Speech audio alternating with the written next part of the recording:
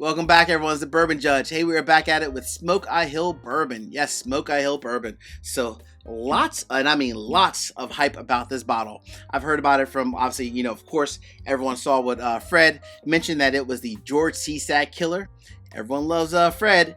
Those are some big words, though. The George C. Stagg Killer. So everyone loves Fred. Those are some big words, though. The George C. Stagg Killer. So we shall see. We shall see. But I've heard a lot of good things, honestly, about it from my patrons, from subscribers. And my patrons like, you know what, Judge? You should compare it to the real George C. Stagg. So compare it and see if it's truly worth the status of being the George C. Stagg Killer. We shall see. All right, we'll go ahead and do that. Speaking of my patrons, from a barrel pick perspective, our community, we're releasing 2 barrel picks of Russell's Reserve in the next 2 weeks. One, Russell's Reserve single barrels. One is very much on profile for turkey, and the other one is completely off profile. It's different, but they are both fantastic. So if you're interested in getting access to those, please go ahead and check me out over on Patreon. You can sign up if you're interested.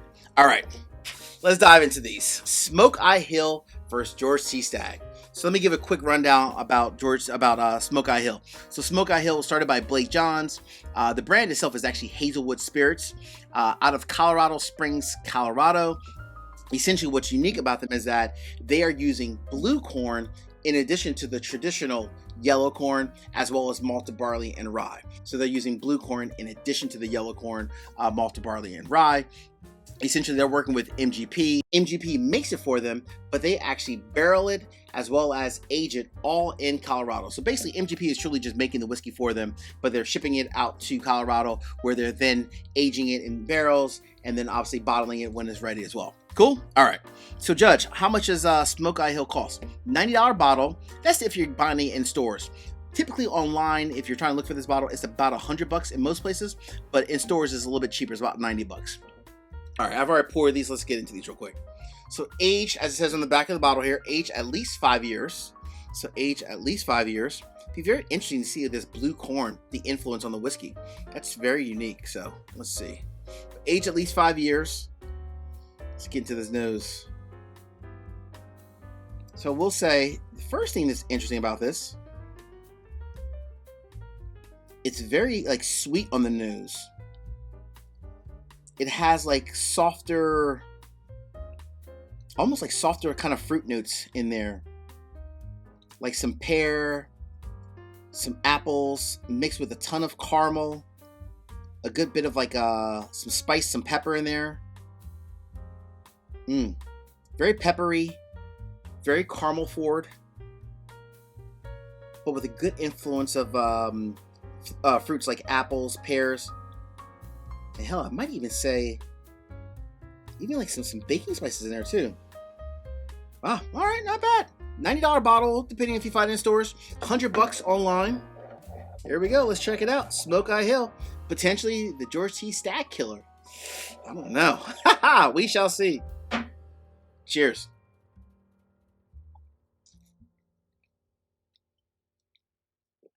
Woo.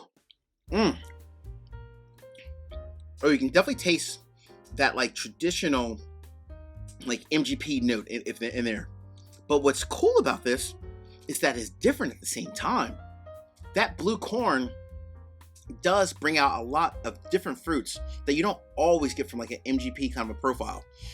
I love the almost an apple, pear, baking spice notes, but with a ton of caramel in there as well.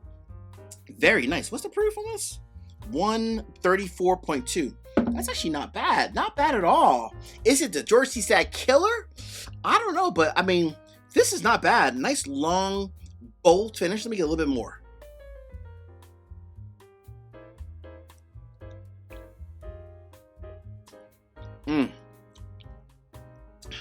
Very sweet.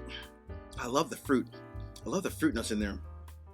The apples, the pears, mixed with the caramel, a smidge of baking spices, just a smidge of oak as well, but not over oaked at the same time. Very nice. Damn. All right. So 2 judgments. We'll do that one separate. Number 1, Judge, is this a buy, a do not buy, or leave it on the shelf? For me, that is definitely a buy. So I gotta give credit where credit's due. Fred was right, at least as it relates to whether or not this is worthy of a buy. It's actually absolutely delicious.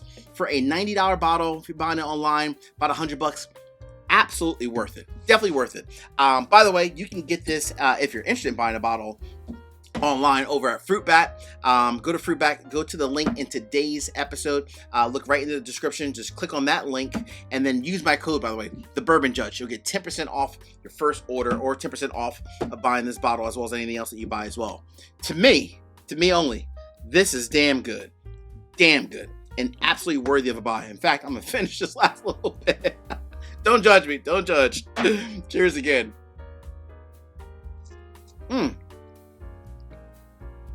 Damn, from a brand I never heard of before, right? I mean, honestly, how many of us had heard of Smoke I Hill Bourbon before Fred Minnick blew it up and it became like the best thing since sliced bread? Not many of us, right? So truly, from that standpoint alone, hey, Fred, thank you for that, honestly. All right, now let's go to the 2024 George C. Stagg, coming in at 136.1, so very similar proof, right? Yeah, 134. 136. Let's see if it is truly the George C. Stagg killer. That's a second verdict. We shall see, folks. We shall see. Oh man, that Stagg nose, it never disappoints, does it? Never. So thick and rich. Brown sugar, oak, leather. Oh man, let's always put some hair on your chest right here, boy. Woo! That is delicious. Hey, real quick, just want to say cheers. Thank you for always watching the channel. Please make sure, again, that you guys subscribe to the channel. Still trying to hit that 20,000 mark. Cheers.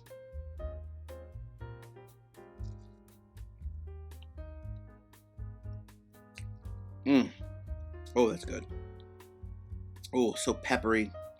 Extremely peppery. Leather. Oak. Brown sugar. Damn, that's nice. I see the similarities, but there's a lot more differences, honestly, in my opinion, for George C. Stagg versus this. The key difference to me, George C. Stagg has a lot more the traditional notes that many of us love.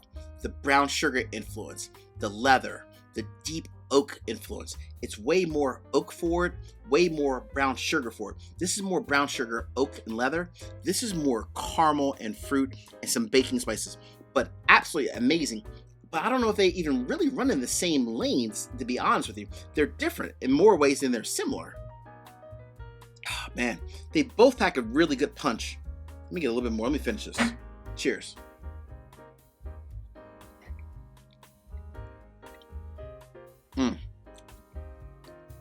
Ooh, a little bit peppery too. More peppery than that one. I would say they're actually completely different. I wouldn't say it's the George C. Stagg killer. I might call it George C. Stagg's little brother in many ways.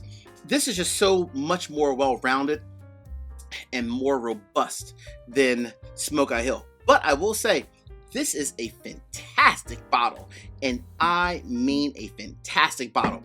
Is it a George C. Stagg killer? I don't know if I'm really ready to go that far just yet, but is it damn delicious and worthy of a buy? Absolutely. All right, my friends, until the next time, as you see in this courtroom, peace, cheers, most important, salute. Take care. That's a job.